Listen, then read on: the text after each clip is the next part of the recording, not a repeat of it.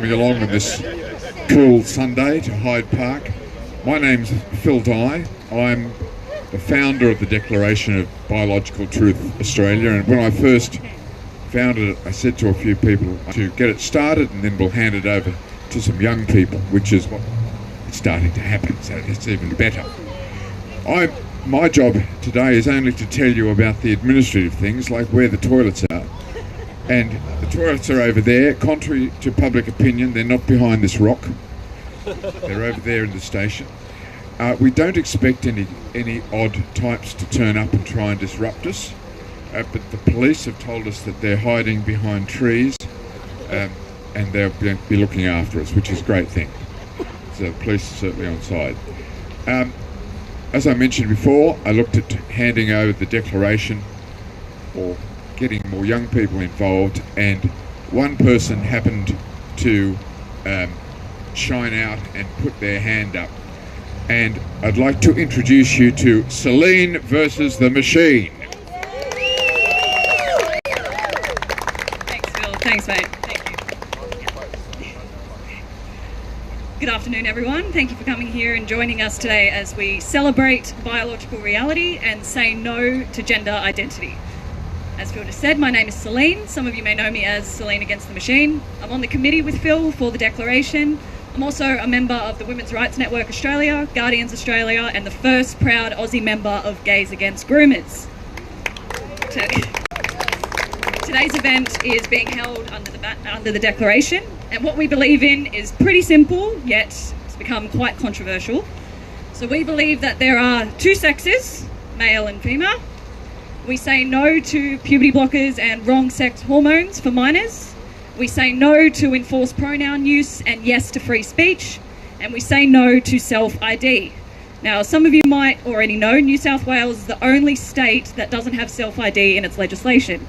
That means in order for someone to change their birth certificate and other documentation to reflect the opposite sex, they have to go through, in layman's terms, a sex change. Alex Greenwich and his pals, the Greens and Labor, want to remove these barriers so anyone and anyone can identify as whatever they want, whenever they want. And all you need to do is look around the world at where self-ID has run rampant, and we can already see the danger that this has put women and children in. So if you agree with us and you haven't already, please sign our declaration. The QR code is right there. We've got some guest speakers today, but time permitting, I want to maybe open the floor up to any of you that want to say a few words. Please keep in mind that we might not share eye to eye on everything. We may have different views when it comes to different topics. However, we do share one common goal, and that is to defeat gender ideology and get back to a place of reality. So our first speaker today is the Libertarian candidate for Mayor of Sydney. He's going to be running up against Clover Moore in next week's election. His X handle is woke not welcome, so that says enough about what he believes in. Please welcome Sean Masters.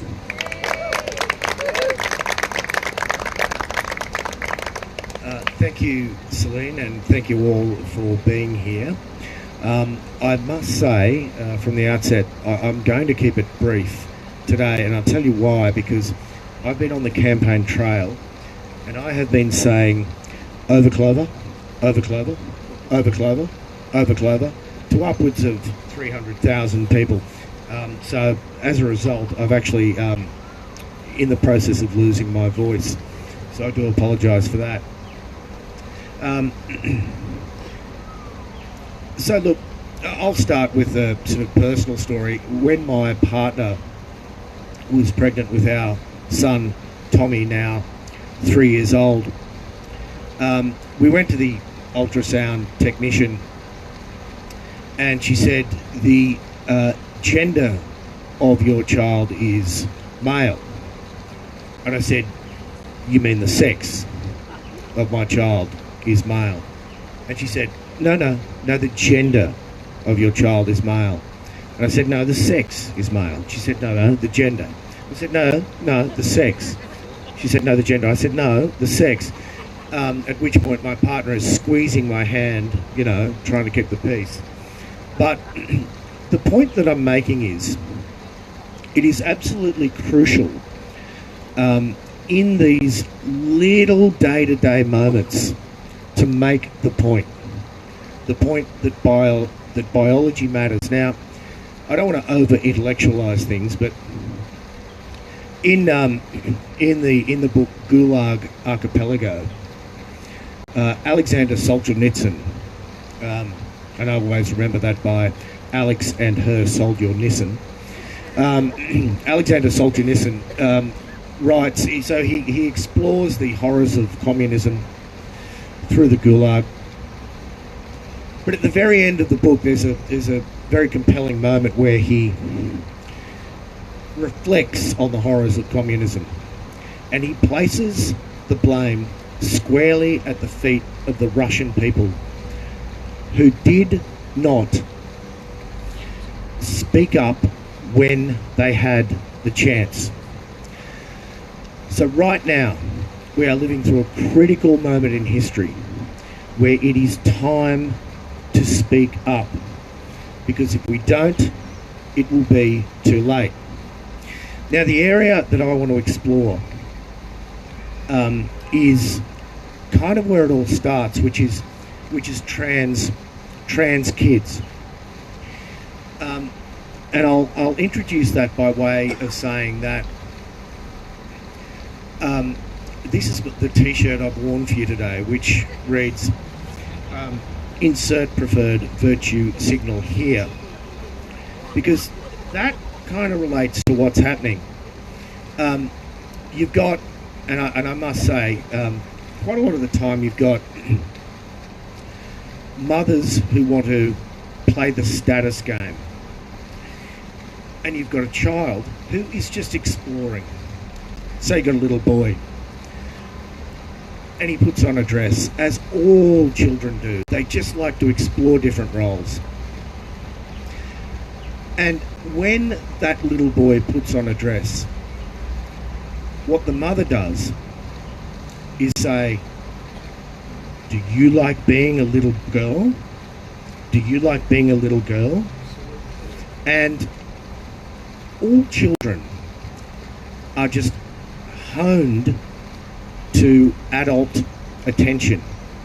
So when that child sees more attention that he has seen in his entire life, and the question is, do you like being a little girl? What does the little boy do? Yes, I do, mummy. And like that, you've got a trans kid. That's what is happening right now, and it is evil. And I tell you why. I've done a lot of research on this. I've written articles about this. Now, there's a doctor called Kenneth Zucker, Canadian doctor, who researched gender-confused kids in the 80s. Hundreds of gender-confused kids. And he determined that under what is called the watchful waiting approach,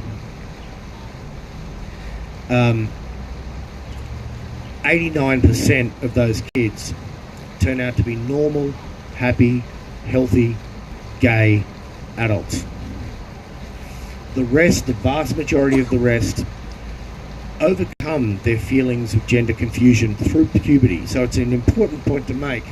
It's an important point to make that puberty is the solution to, not the cause of, trans anxiety. And the vast majority of the rest is vanishingly small. In fact, 0.0183% of these kids turn out to be gender dysphoric, and that is the historical and research percentage, 0.0183%. So what we've got here is a situation where gay children are being fixed under what would be called a heteronormative approach, right? So in many ways, this movement is homophobic. In all ways. Yeah. It's deeply Yeah. homophobic. Right, the reason, and we got here because of horrific stories of, like, Alan Turing. We would have seen The Imitation Game, who, a gay guy who basically single-handedly won us the war, ended up being chemically castrated and killed himself. And society has said, well, we must never try and we must never do this again. But now that's being applied to trans kids who are just going through a moment, you know, and we will always have feminine boys, and we will always have masculine girls, and there is nothing wrong with that. I might end there.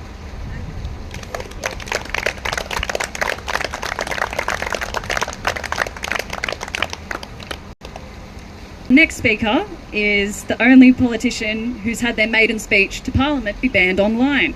It's safe to say he knows a thing or two about censorship. New South Wales Libertarian Member of Parliament, please welcome John Ruddick.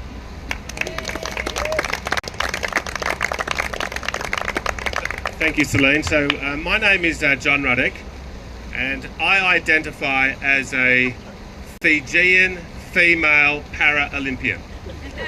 And now you may not accept my self-identity, and that's okay. I just asked you to be civil towards me, and in exchange for that, I will say that I do not want to impose my identity on you. I don't want to make your life uncomfortable with my new declared identity, and that is what is happening with. Look, we accept, libertarians accept that for thousands of years, a very small number of people have wanted to cross-dress and adopt the identity of the gender they may not have been born with. It's mentioned in the Book of Moses, you know, 3,500 years ago, that some people do this. Very small number, but they do. And as a libertarian, we say, you know, live and let live, okay? And let's accept that people are different. And now, a couple of qualifications on that. We feel very strongly about treating transgender people with respect and civility, but we do make a distinction between transgender people and transgender activists. Activists who want to weaponise the law and who want to encourage it. And what Sean was just saying, people who may not be this way naturally, but they want to encourage it. So we are alarmed about transgender activism weaponising the law. We are also, as libertarians, we believe that society has arrived at this rule that once you're over the age of 18, you are a full adult, you can make your own decisions, and we support that. But the other side of that coin is if you're under the age of 18, your parents are sovereign over you. And so when we hear increasing stories of teachers and counsellors and others going behind their parents' back and encouraging them to take puberty blockers, changing their body in fairly dramatic ways, and without the parents' knowledge of that, we are deeply horrified by it. Now, what is happening here in the New South Wales Parliament before Christmas is we've got this bill coming up, which is going to be able to say anyone can declare whatever gender they want, and they immediately get the rights of that gender. Just on the drop of a hat, there is no other evidence required. Now there are so many ramifications for this. We know it can't end well.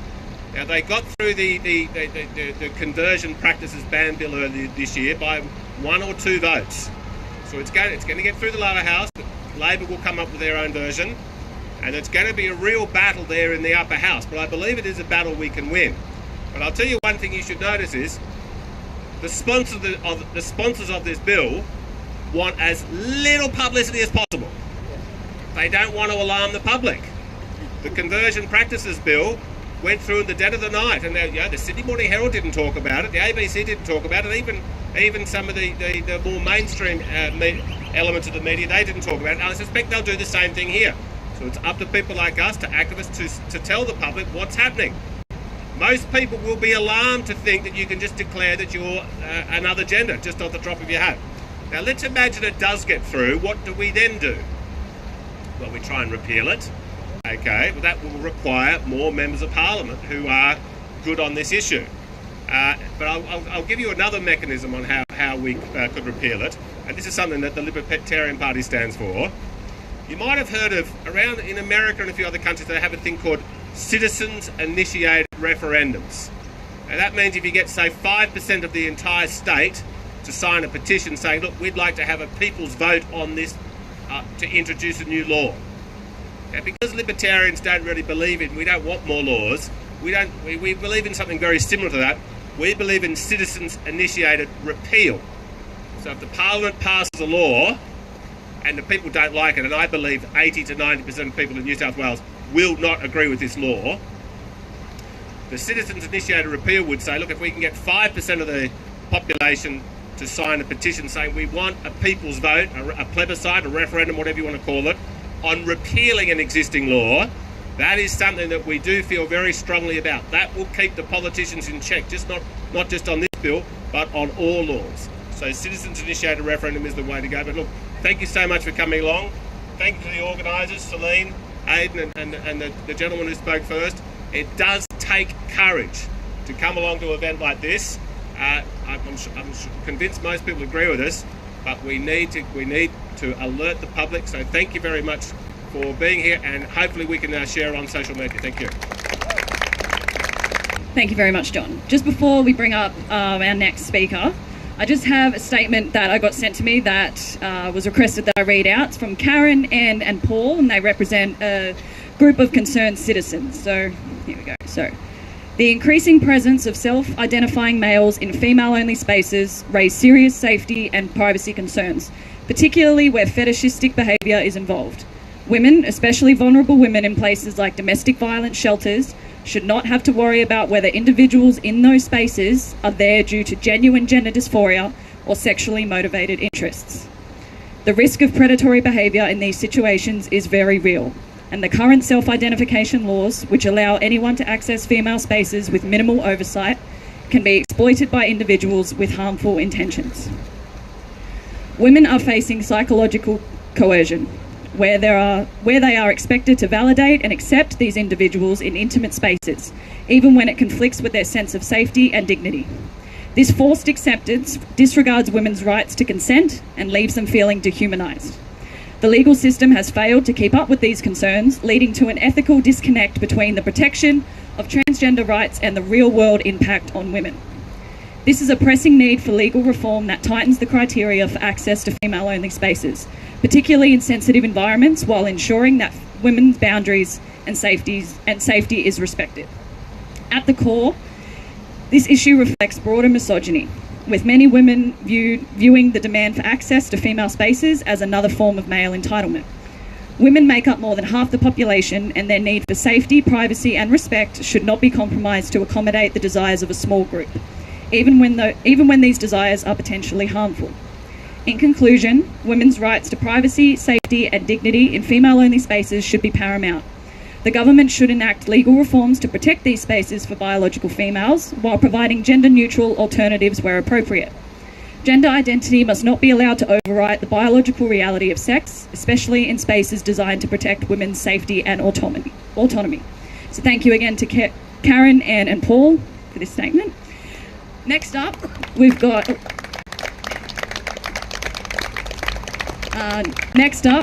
a friend of mine. She's an absolute powerhouse, and she's going to tell you exactly why this New South Wales Equality Bill needs to be just absolutely dismantled. So please welcome Karena.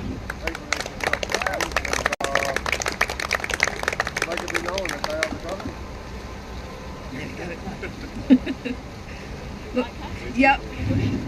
Good afternoon, everyone. My name is Catherine Anderson Karena, and I stand here to advocate for equality for all. That's why I oppose the misleadingly named Equality Bill. While this bill claims to promote equality, in reality it creates a system where some people are more equal than others. This proposed Equality Bill fails to protect or enhance the rights of citizens of New South Wales, particularly children. It privileges a select few at the expense of the many. Instead of upholding our basic human rights, it undermines them. Far from reducing discrimination, this bill systematically increases the vulnerability of women and children to malviolence and exploitation for commercial gain. Firstly, this bill proposes to shift our legal norms away from recognising biological sex, fundamental for ensuring fairness and safety, towards embracing subjective, unproven concepts of gender identity. There's a lot to say about that, but let me explain in straightforward terms what this bill introduces and its consequences in 10 simple points. 1. Self-identification and access to women's spaces. Any man can pay a fee, likely around $125 based on other states, and by selecting female on a change of birth certificate form, gain access to female-only spaces like girls' changing rooms, toilets, sports teams and hospital wards, etc. This opens the door to exploitation as sexual predators or opportunists can take advantage of male privileges to oppress, abuse and exploit women and children. If anyone challenges this, they risk being sued for significant damages. 2. Falsification of statistical data. By removing original sex markers, male and female, from birth certificates, we lose the integrity of vital statistical data that informs public policy and research. 3. Undermining parental oversight.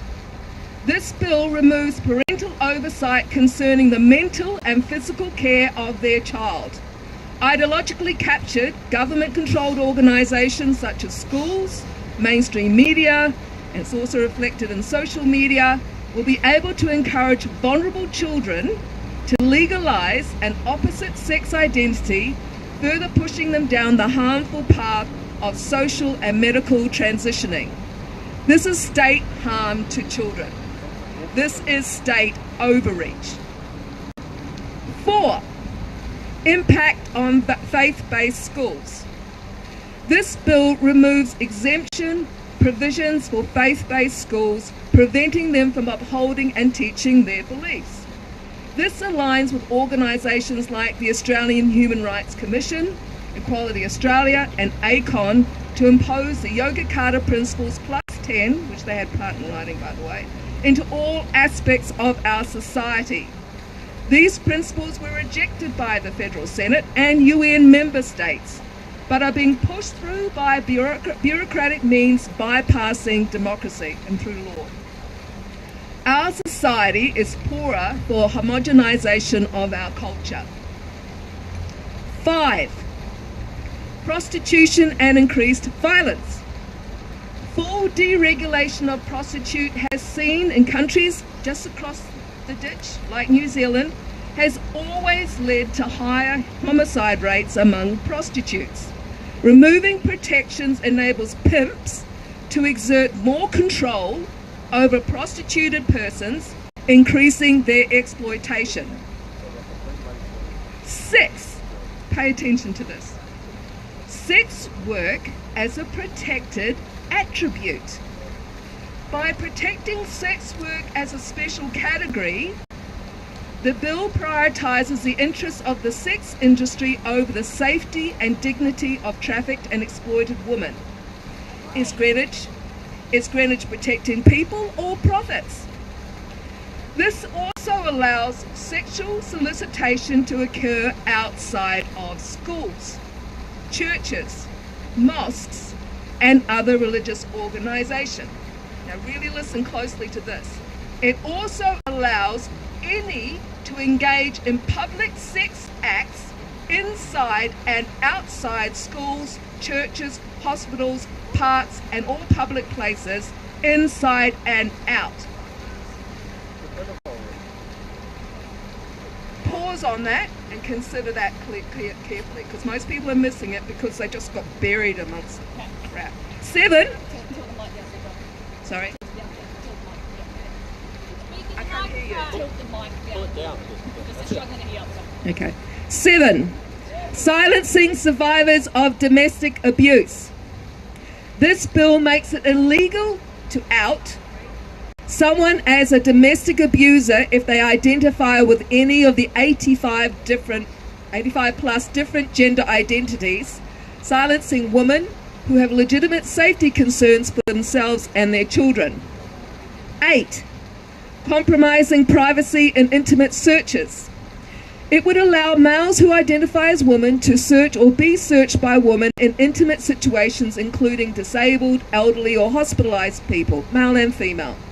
Female police officers would also be required to conduct intimate searches on males as suspects or prisoners who identify as women. 9. Reverse discrimination in employment. This bill creates special categories, special classes, based on gender identity in employment, promoting reverse discrimination and undermining merit-based hiring practices. 10. Surrogacy and human trafficking. The bill removes current bans on overseas commercial surrogacy, encouraging the commodification of vulnerable women as wombs for rent and children as commodities. It's actually illegal in Australian Commonwealth law, but this bill seeks to introduce it into state law, bypassing federal law. Commercial surrogacy is considered human trafficking by the European Union, yet this bill promotes it. Surrogacy has dangerous consequences such as permanent injuries or deaths of surrogate mothers, often poor women in countries like Georgia, Thailand, and India. It commodifies babies. And when unwanted children, such as girls, when boys are preferred, are identified in the womb, they are often aborted, regardless of the woman's feelings about that. Or if born with a defect, abandoned, like with the case of baby Gammy in Thailand, abandoned by an Australian couple. Multiple embryo implants, which is a typical process of the IVF process, often result in spare babies, who can then be trafficked, sold to wealthy parents, best case scenario, or worse, fall into the hands of pedophile rings, slavery, or organ removal industry. This gives you a broad picture of the bill. Please visit www.bill-breakdown.com to better understand it. I wrote it for MPs, but I've also tried to make it simple for general public. And see the rebuttals to Greenwich, Equality Australia, and Gender Centre and ACON. Understand this.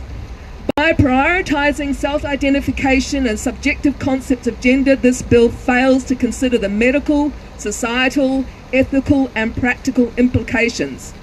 And though I've focused on the impact on women and children, this bill affects us all. Our human rights under international conventions include freedom of association, the right to associate with whom we please and not associate with others if we choose. This bill removes that. Freedom of speech. This bill constrains it. The right to safety, privacy, and dignity.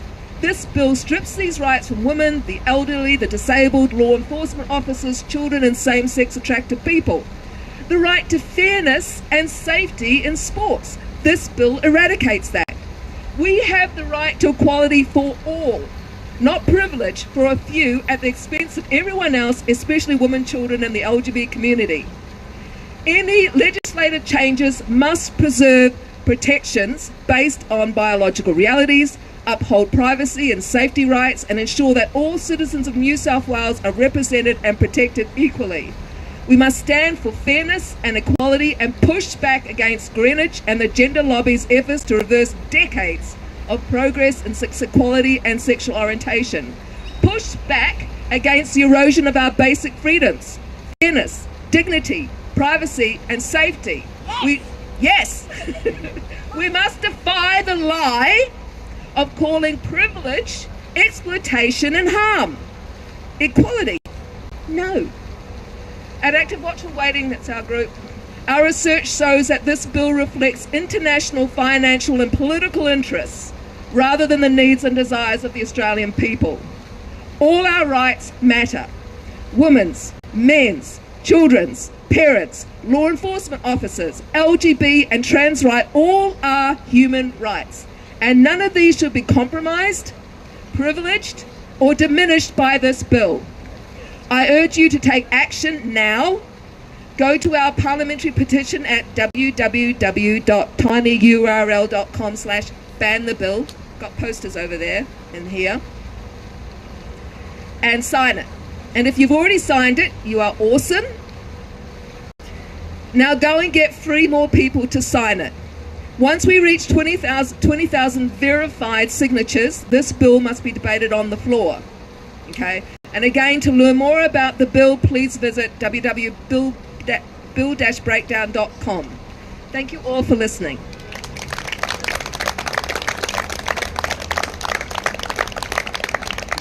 Thank you very much, Kat.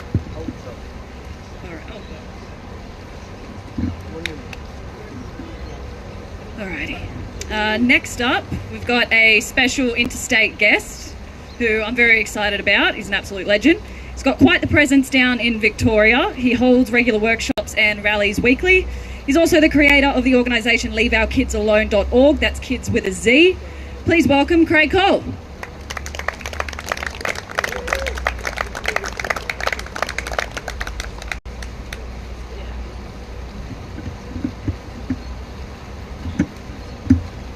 Probably won't need that. The foghorn voice works well, but thanks very much, Celine, for putting this on, and the crew. Give them another round of applause, guys. Because it does take courage to put these things on. Because as we know, the radical far left, the woke cheer squad, try to shut everything down out of fear and control. We know they do this. So the more they try and shut us down, the more we're going to organise. So a bit about my background, and I know you guys, what I'm going to mention here today, I know you guys know a lot of this. But hopefully there's a lot of people watching the live streams that are going on, and the information I give you here today can help grow your knowledge, so then you're more confident when you're having these conversations out in the community, to try and get people who are aware of the situation to then start taking action. Before I leave you here today, I'll finish off on what you can be doing to take action. Now, for the last 18 years, I've worked in the community, helping youth, one-on-one mentoring and running life skills programs. I've worked in the education system for 15 years in Victoria, 10 of those years on an education department contract. I know how broken and disgusting the system is in Victoria, and I hazard a guess that it's the same nationwide. And we've had enough. Now, a few examples of what's been happening in Victoria the last few years. I could stand here till next Sunday rattling them off. We have, but I won't for obvious reasons, but we have in the school system. Now, Bernie Finn, Victorian parliamentarian, got up in Victorian Parliament and spoke about this issue 2 years ago, of a homework sheet that 10-year-olds, that's 10-year-old girls, were asked to go home and ask their fathers about their erections and their ejaculations. 10-year-old girls. Grade prep students at a school out in the Far East. Bugger it. Emerald Primary School. Sue me. I don't give a damn. I don't care anymore. The gloves are off. I got nothing anyway. Convert took care of that, like the rest of us. Emerald Primary School showed a group of grade prep students, grade prep, under a banner called Feeling Safe Together and Diversity and Inclusion, which we know is a lie, which we know is a Trojan horse, showed pictures of genitalia to grade prep students and asked to name them. At one of the rallies we had down in Melbourne, a father came up to me and said afterwards, Craig, my 8-year-old daughter, come home and said, Dad, I can't look at you the same anymore, because today at school they taught us that when you go to sleep, your penis gets hard and wet stuff comes out. To 8-year-old girls. And I could go on and on and on. You've heard about the situation in Renmark High School, where 14-year-old girls, and these are not isolated incidents. Please be crystal clear on this. They are not isolated incidents where Headspace, a grooming organisation that are part of the woke, progressive, far left, far radical left agenda, who have activist facilitators working for them. A couple of these activist facilitators had a group of 14-year-old girls teaching them about the LGBTQ plus and what each letter stood for. And when they got to the plus, they said that included bestiality and incest. And they were described in detail. This is what's happening in the school system. You have activist teachers grooming your children. Now, if you say that's a bit of a stretch, it's not. Research the Institute of Public Affairs, the IPA. They've got full reports on this activism in schools. And the situation's worse, getting worse. I know, I've seen it myself. I've overheard it myself in the school system. They did the same thing with climate change, confusing and putting fear into these young children's minds. You know, even recently, you may have heard the old libraries, you know, not just, they're increasing their attack. It's not just about the schools now, they're taking it out in the community, where in libraries in Victoria, they've all been issued with these rainbow toolkits, whereby now any young child that enters a library will be asked what their preferred pronouns are. Further indoctrination, further grooming. And believe me, libraries are full of these activist teachers that think it's okay to enforce their ideology onto your children. Because that's what's happening. They think they have a right to do so. They think that it is their belief. You take on my ideology, or you're a bigot and you're a homophobe. And that's what they're using. Well, we've had enough, haven't we?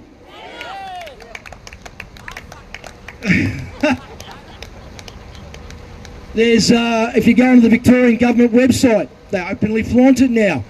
There's a site called the Rainbow Ready Roadmap, where they're going to roll out this indoctrination, and you can clearly see their strategy. It's lined, resources. Roll out this strategy to rural children in Victoria now. So you can bet the same thing will happen here in New South Wales as well too. All these links that I'm stating here today, they're off a few websites, and I'll get to those in a minute. We have now, in this country, depression and anxiety rates in children at an all-time high. And a big part of that reason is because of the indoctrination and the propaganda into this radicalised gender theory these children are taught. Make no mistake, they are trying to force adult content, adult ideologies into young children's impressionable minds. And we heard the gentleman speak before, how easily it's done. Because you're getting activist grooming teachers. If a child, a male child, you know, wants to do some things that are considered what a young girl would do, they're automatically groomed and say, oh, you want to be a girl, do you? Now that sounds fanciful, but that is what is happening. And these woke activist teachers and principals, believe me, they will look to your face, smile and lie straight to you. They will. Do not believe a word they say. Even the so-called conservative teachers who are too scared to speak up, they will lie to you as well too, to try and save their own backs. And this is where we're living. I mean, all this is clear and blatant child abuse, as we know. Please, as I finish up, a few more, just bear with me. Have a look at websites called leaveourkidsalone.org, kids with a Z. Have a look at websites called indefenseofchildren.org, aww.org.au.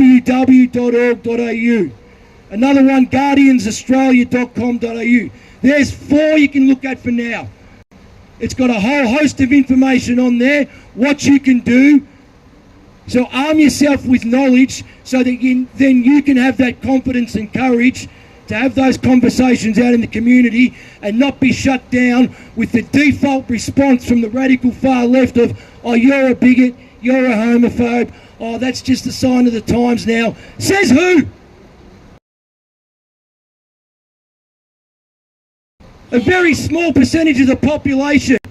Have a look at the Australian Bureau of Statistics figures on the percentage of the population that identifies as LGBTQ+. Very small. We are the majority, and we are about to get really loud and vocal on this and throw it right back in their faces, because we are not accepting this for 1 minute longer.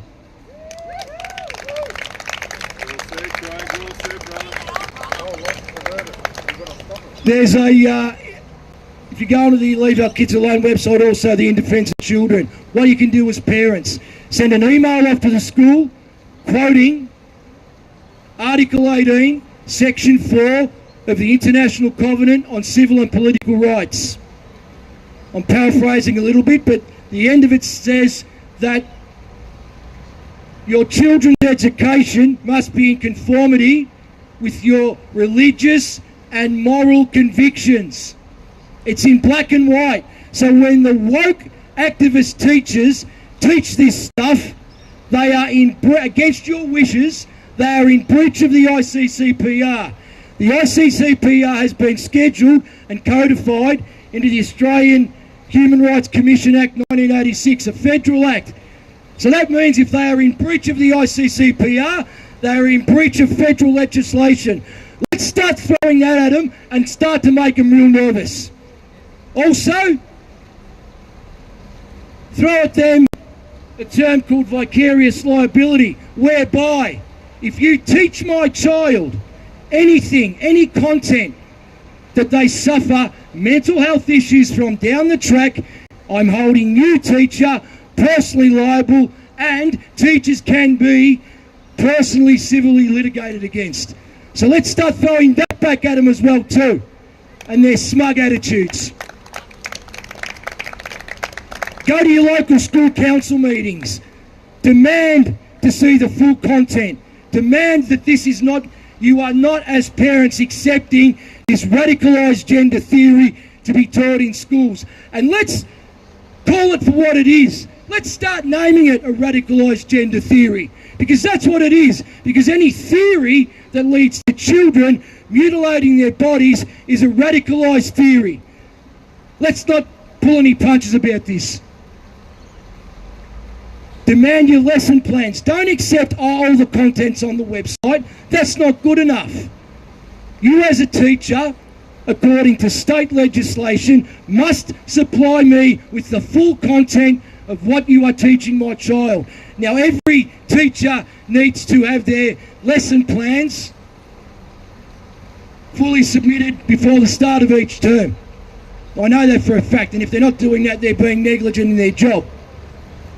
So ask for those. Also, speak to other parents. Form little groups. Form little action groups. There's flyers that can be printed out. There's some flyers over there. Come and take those. We've got a flyer off the Leave Our Kids Alone website. You can download that as well too. I think In Defence of Children has a flyer you can download as well too. Take those to school drop-offs. Start handing them out. Start having conversations. Don't be afraid of being called a bigot, a homophobe. I'd rather be called a bigot and a homophobe than grooming young, innocent children with your sick, twisted ideologies. And if you think, before I finish up, and thanks for your patience, if you think you don't have children at school and this doesn't affect you, it does. Millions and millions of dollars are spent on education around the country. That's your taxes. So even though you may not have children at school anymore, or they're homeschooled, or you've pulled them out, your taxes are funding radicalised gender theory being taught in school. Sit on that and process that for a while. Are you happy about that? I know you're not, but we've got to get really not angry, but really stern and focused on this issue. And to finish up, this is no longer about diversity, inclusion and acceptance. This is about demands, intimidation, indoctrination and propaganda. You must use my pronouns, otherwise you're a bigot. You must let me teach your children radicalised gender theory, otherwise you're a bigot. You must let me sexually indoctrinate your child, otherwise you're a bigot. You must not misgender me, otherwise I'll take steps so you can lose your job. This is not about live and let live anymore. This is about live and let us rule. The us being the woke, radical, far left, who are cowards, mind you. So if we keep putting pressure on them, they will crumble. Because the majority have had enough. Stop grooming our children. You do you. If you want to jump around on a pogo stick and identify as a jumping tree, more power to you. Stop indoctrinating our children with this. You do you, we'll do us, because we are the majority and we have had enough. Stop grooming our children. Stop demanding we accept your radical ideologies. And get the hell out of our school system. Thank you very much.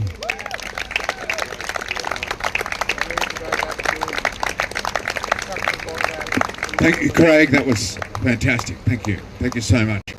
I just wanted to point out that not all trans people are against what we're here for today. I'd like to thank Dana for turning up and risking. It's a bit of a risk to turn up. Don't know who was going to be here. But thank you very much for turning up. My grandfather was a transvestite, and he used to dress up and play the piano and sing to the Sydney Push. This was Barry Humphries, Germaine Greer, all of that lot. And he would be horrified to see what's going on. He got paid for it, right? He got paid to sing and play the piano, dressed up as a woman. And he would be absolutely horrified to see what's going on. I was an ex-teacher. I am an ex-teacher. But I also taught at the University of New South Wales. And if you think this is restricted to primary schools and high schools, it's not. The university is full of it. Full of it. I taught in the School of Medical Sciences, and the amount of medical students who were identifying as medical students, that's what they were. They paid their medicine fees, but they believed in radical trans ideology. So how can you do that and then be trusted as a doctor? I'm not sure. Anyway, to wind up, I'd like to introduce Celine again. There'll be some time for some questions and some answers. Put your hands together for Celine against the machine. Bill, thank you. So it occurred to me recently that I've never explained my handle publicly before, why my name is Celine Against the Machine. Obviously it's a play on words and it rhymes. Rage Against the Machine aren't my favourite band. And I do find it quite ironic how many punk bands have fallen to the establishment these days. Apparently it's now punk to say and do everything that the government tells you, so who saw that coming? But guess what? Okay, yeah. But as for the machine that I'm up against, in order to tell you that, I'm going to tell you who I'm here for. So, I'm here for the women before me who fought so very hard for our rights. The rights we are seeing being stripped away from our very eyes. The right to same-sex spaces, the right to same-sex care for elderly or disabled women in a hospital or nursing home, the right to play sport against other women. I'm here for the women that have been fighting this bullshit for years, who saw through it since day one. I'm sorry I couldn't join you sooner, but I'm here now. I'm here for the men who stand by us in this fight, like you lovely gentlemen here today. The men who know this is wrong, and instead of just laughing at it, they're willing to stand up and protect women and children. I'm here for the good men. I'm here for the lesbians, who can't even meet in public or private anymore, who've had their dating apps taken over by pigs in wigs. Pigs in wigs, yes, pigs in wigs. Women have the right to be in a same-sex relationship without being called a bigot for not accepting girl dick. It's insane. Also, quick shout out to Carol Ann and the Lesbian Action Group down in Melbourne, who are fighting the Human Rights Commission at the moment for the right to exclude men from a lesbian space. It's nuts. It's nuts. Men can never, ever be lesbians. I'm here for the gay men. That's the homosexuals, not the queers.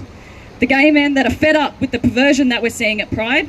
The ones that are being used as a shield by fetishists and sadomasochists to further this sick, twisted agenda that has nothing to do with the original LGBT movements. I'm here for the bisexuals, the true bisexuals who understand to their very core that there's only two sexes. It's in the name. I'm here for the bisexuals that are being erased in favour of the much more accepting pansexual, which to me just sounds like an affiliation for cookery.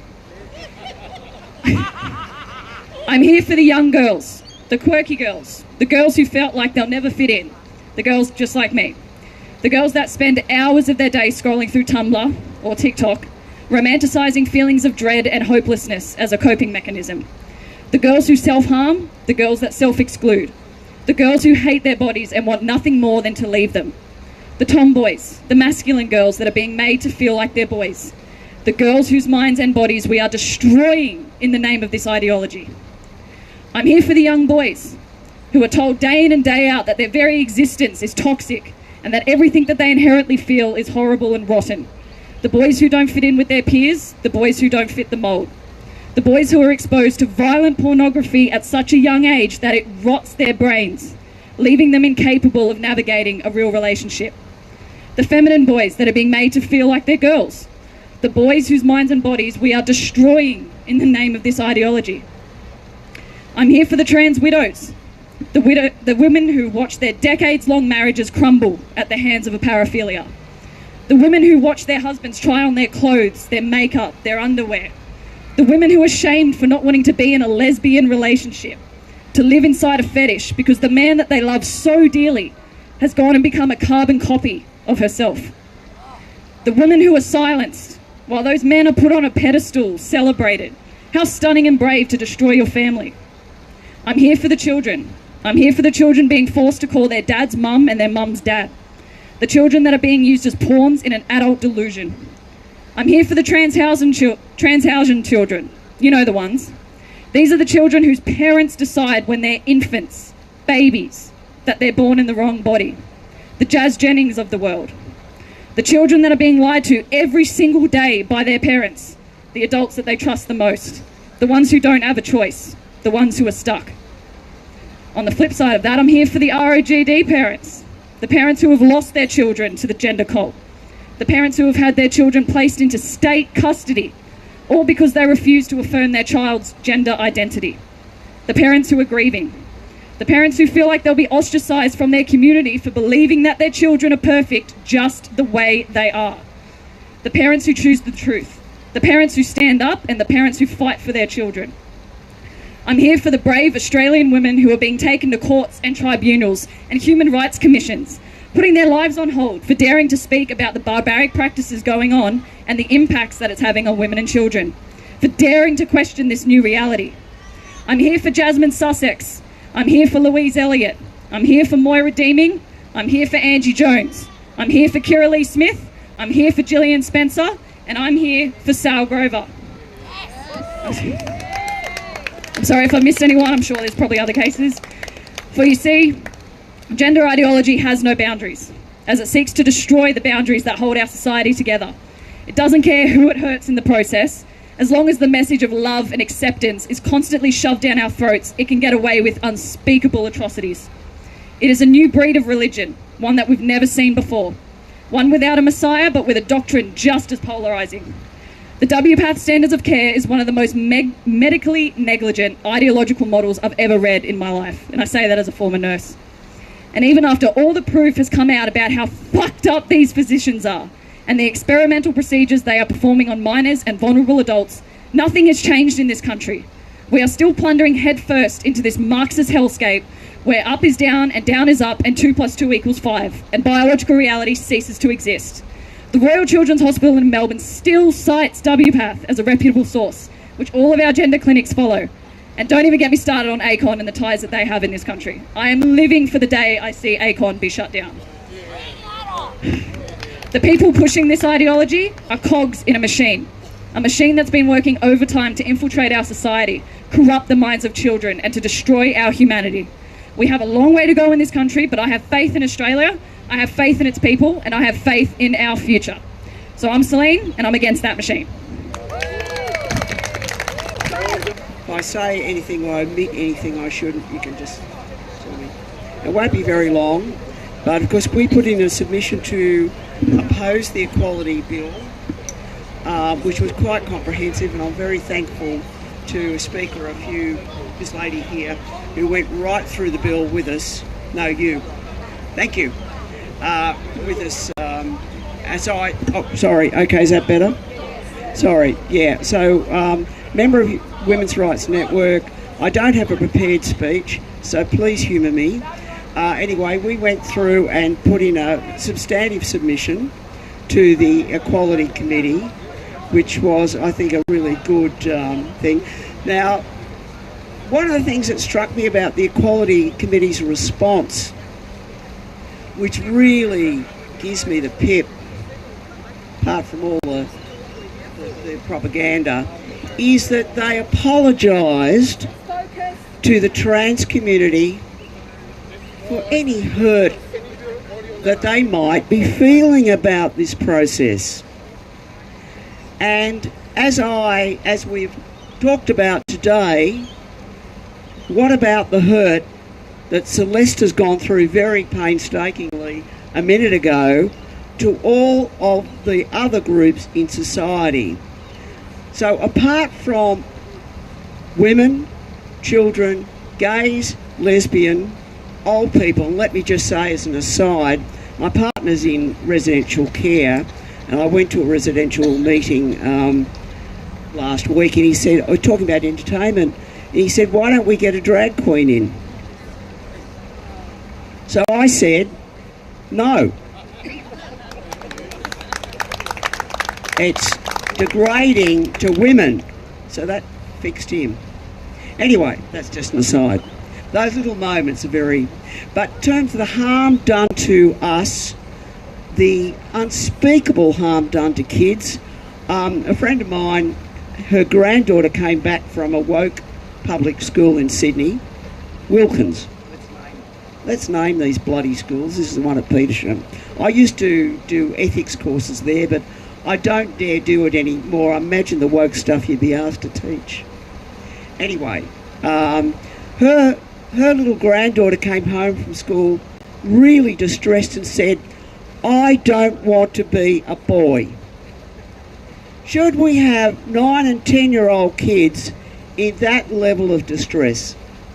I also remember handing out here somewhere along this street when the Parliament was debating, and this woman came up to me and said her granddaughter, who's in the mid-teens, who went to a private school, was now being homeschooled because she said that she believed in biological sex and she couldn't believe this stuff, so she got terribly bullied. So can you please tell me who are the ones being bullied here? The other thing that is terrible for our society is this idea that a fundamental understanding about human biology is being introduced in this way. That we are being told, and children are being told, not to believe the evidence of their own eyes, and we are being told to shut up about it. Now this is really important. It's not, I think, everyone quotes 1984. I don't think it's quite 1984. I don't think we are necessarily being asked to believe it as adults. We are simply being asked to pretend. We are asked to pretend. You don't have to think it necessarily, but you have to pretend to think it. And that is insidious for us all. It is toxic for us all. That's all I want to say. Thanks.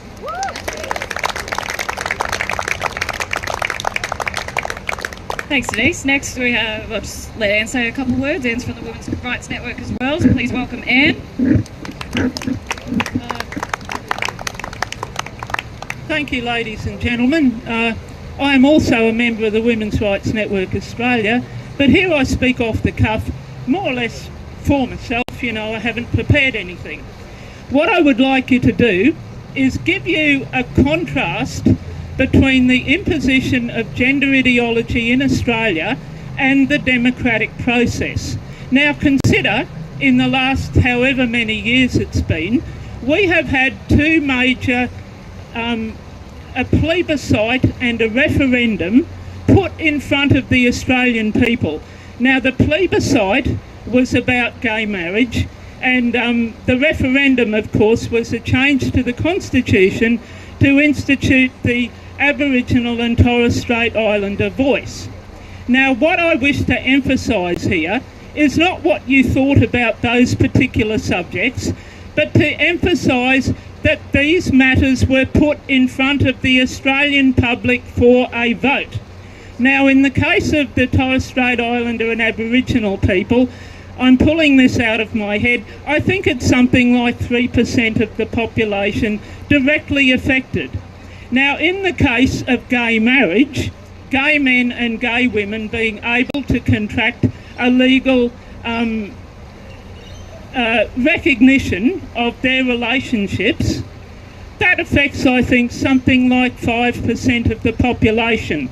Now, what we've heard here today is that this gender ideology, which is not being put anywhere near the public, it's being put under the cover of darkness, it's being rammed through parliaments, it's being snuck in.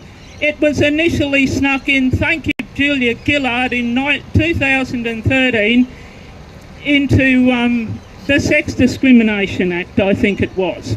Okay, so we have in the first instance 50% of the population, namely women, very, very detrimentally affected because we don't even have a word to call ourselves that actually means women. So that's for starters, 50% of the population. Now we've got to bring into it the youth, the young people that are being lied to in schools, that are being told unscientific lies. I mean, I could go on until Christmas and I won't do it. You get the general drift.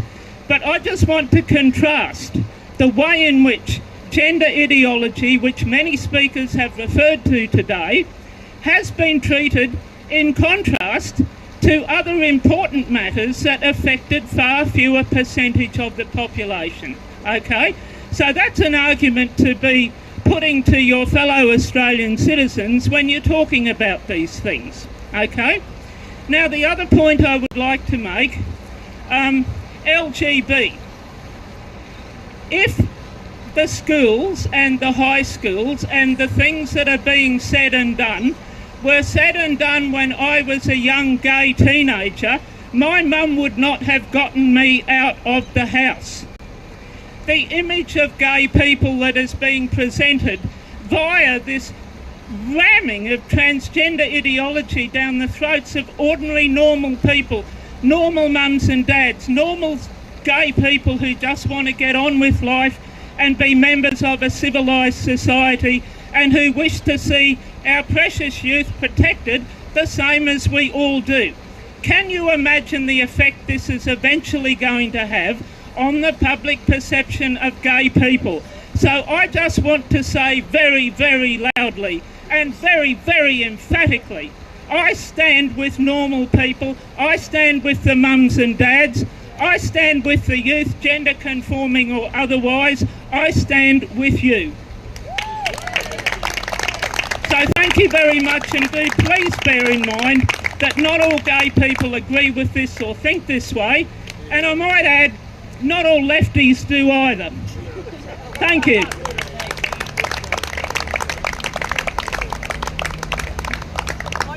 Thank you so much, Anne. It's very important that, people know it's not all LGBs that are against this.